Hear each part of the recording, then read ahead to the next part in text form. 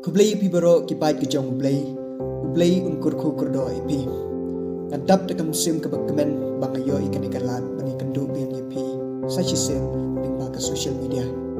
Anta ka sni kala de ka sing pesan hakan ka ayam bakhoi jong ka porlen. Ka gospel kan kran hangi mata ka sni shapang ka jing sha ban shoy Jisu. Ko homen ko para ka khot ngawer ipi bani puson lang bat nga shapang.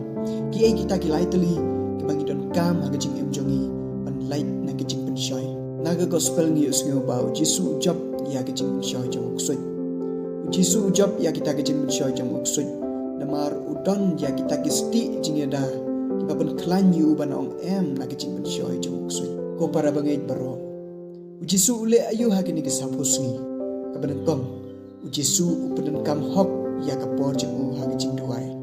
Ka ba ar Jisu pendap yalade daun simbakhoy pat kabalai Jisu udip shai yak jingtho bakhoy ngius ngau na gospel bau Jisu usap shoy laisen laiwat tamba umngop ha kini kicing shoy namar udon yekini ki laitali ki jingeda na kicing shoy jong kusut hato bisekeli ne am yalade balai ngangop singop ha kecup si kecup kepop dan ne kecup si kecup kicing shoy ke bawan ha kicing junga ko homen ko para keli la de banga penon kam hok na em ni kapor janga banduai na don em yum sim ko ya po dunu janga bat nga pulen em ye ktin ko jong blai mangla ka sngi menchwa uksut uwan ha gadur ubriu badan reng badan tedom rei menta uksut uwan ha gadur jong ko social media ki balai pujai namar kata adangim don ye kini kisti ki laitali kisti jong ge jing yada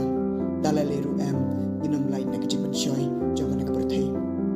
Tak ay bakat bangi dan yai lenti ha kena ka ayam bakoi jeng ke porlen. In la benlong kita ki briu ki bayai duai. Ki briu ki padap dong musim bakoi. Bat ki briu ki besmat besting ban pule ka ketin ke jeng play.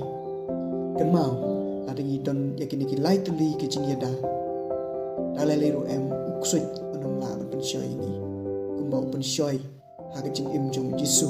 Ngiru ngin la ban ong em yakini kecing pensyoy ki bau kusut pensyoy yini man la kesni ublai ukur ku ko doi pi